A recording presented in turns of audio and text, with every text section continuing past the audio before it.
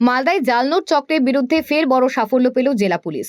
কালিয়াচক থানার গোপালগঞ্জ ফাঁড়ি এলাকায় চড়ি অনন্তপুরের কামাত আইটিটি কলেজের কাছে অভিযান চালিয়ে ৫ লক্ষ টাকার জাল নোট সহ এক ব্যক্তিকে গ্রেপ্তার করা হয়। ধৃতের নাম মোশাররফ আলী, বাড়ি বৈষ্ণবনগর থানার পার বৈদ্যনাথপুর গ্রামে।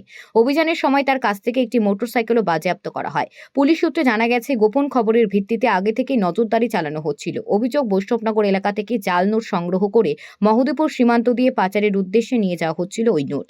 পথে আটক করা হলে তল্লাশিতে উদ্ধার হয় বিপুল পরিমাণ জাল কারেন্সি। আধিকারিকরা জানান, উদ্ধার হওয়া সবই নোট ভুয়ো।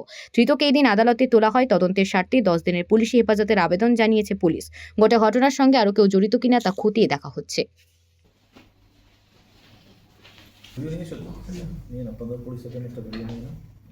গোপন সূত্রের ভিত্তিতে কালিয়াচক থানার গোলাপগঞ্জ আইসির ইনচার্জ এবং অন্যান্য ফোর্স অফিসার চরিয়ানন্দপুরের কামাতের ওখানে আইটিআই কলেজের কাছ থেকে একজন ব্যক্তিকে ইন্টারসেপ্ট করে। মোশাররফ হোসেন সন অফ সামায়ুন আলী, এর বাড়ি পার বৈদ্যনাথপুর, পোস্ট দেওনাপুর, থানা বৈষ্ণবনগর, জেলা মালদা। এই ব্যক্তিকে ইন্টারসেপ্ট করার পর তার কাছ থেকে, তার পজিশন থেকে 5 লাখ টাকার FICN বাজেয়াপ্ত করা হয়। আমাদের কাছে ইনফরমেশনটা ছিল যে বৈষ্ণবনগরের দিক থেকে এটা মহদীপুরের দিকে নিয়ে যাবে।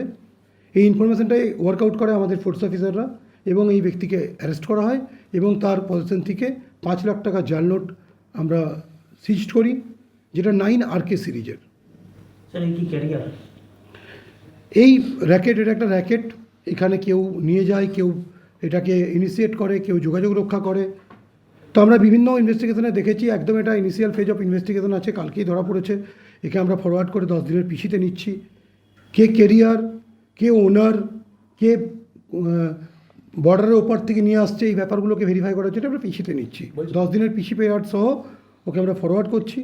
তো আমরা যেটা জানতে পেরেছি, এটা জাল নোটগুলো নিয়ে এসে সার্কুলেট করার উদ্দেশ্যে এটাকে নিয়ে আসা হচ্ছিল। আমরা আরও 2জন ব্যক্তির নাম পেয়েছি এই র্যাকেটের সঙ্গে যুক্ত।